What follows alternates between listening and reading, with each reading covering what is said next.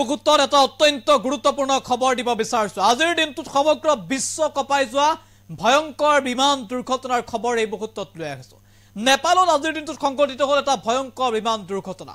উৰণৰ মাত্ৰ কেইটামান মুহূৰ্তৰ পাছতে এটা কোণতকৈ ছিটিকি পৰিল এখন যাত্ৰীবাহী বিমান আৰু তাৰ পাছত থিতাতে মৃত্যু হ'ল 18 জনকৈ লোকৰ। সম্পূৰ্ণৰূপে জ্বলি গ'ল বিমানখন। উদ্ধাৰকাৰী দলে অপ্ৰাণ চেষ্টা চলালে, কিন্তু যাত্ৰীসকলক উদ্ধাৰ কৰিব পৰা নগ'ল। কিন্তু এই ভয়ংকৰ দুৰ্ঘটনাত বিমানখনৰ একমাত্ৰ পাইলট গৰাকীক উদ্ধাৰ কৰা হ'ল জীৱন্তে, আৰু এই মুহূৰ্তত চিকিৎসালয়ত চিকিৎসাধীন বিমানখনৰ পাইলট গৰাকী। কিন্তু পাইলট গৰাকীৰ অৱস্থাও অত্যন্ত সংকটজনক।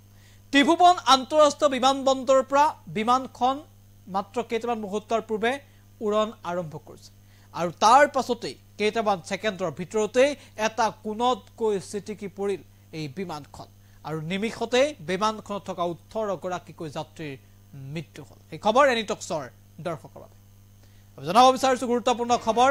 সমগ্ৰ বিশ্ব কঁপাই গৈছে ভয়ংকৰ দুৰ্ঘটনাই, আৰু বিমান দুৰ্ঘটনাত 18 জনৰ মৃত্যু হৈছে।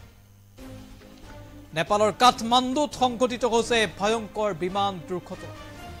উৰণৰ সময়তে বিমান দুৰ্ঘটনাত 18 গৰাকী যাত্ৰীৰ মৃত্যু হৈছে। সংকটজনক অৱস্থাত উদ্ধাৰ কৰা হ'ল বিমানখনৰ পাইলট মনীষ শ্বকিয়াক। ত্ৰিভুৱন আন্তঃৰাষ্ট্ৰীয় বিমানবন্দৰৰ পৰা উৰণৰ সময়তে দুৰ্ঘটনাত পতিত হয় বিমানখন। এটা কোণতকৈ বিমানখন ছিটিকি পৰে আৰু তাৰ পিছত জ্বলি উঠে, আৰু সম্পূৰ্ণৰূপে ধ্বংসস্তূপত পৰিণত হয় এই বিমানখন। নেপালৰ কাঠমাণ্ডুৰ ত্ৰিভুৱন আন্তঃৰাষ্ট্ৰীয় বিমানবন্দৰৰ পৰা উৰণ আৰম্ভ কৰিছিল বিমানখন। পাছৰ দৃশ্য আমি দেখুৱাইছোঁ, কিমান ভয় লগা আৰু গাৰ নোম শিয়ৰি উঠা এইসমূহ দৃশ্য। চকুৰ সন্মুখতেই, সকলোৰে চকুৰ সন্মুখতেই দাউ দাউকৈ জ্বলি উঠিছে এখন বিমান।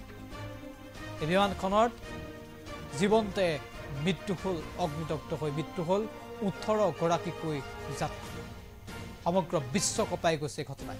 বিশ্বজুৰি শোকৰ ছাঁ পৰিছে, শোকবাৰ্তা প্ৰেৰণ কৰা হৈছে, আৰু কাঠমাণ্ডুৰ ত্ৰিভুৱন আন্তঃৰাষ্ট্ৰীয় বিমানবন্দৰৰ পৰা উৰণৰ মাত্ৰ কেইটামান মুহূৰ্তৰ পাছতেই এইদৰে দুৰ্ঘটনাত পতিত হয় জ্বলি উঠে বিমানখন। আমি এই মুহূৰ্তত দৃশ্যাংশ আপোনালোকৰ বাবে আগবঢ়াইছোঁ।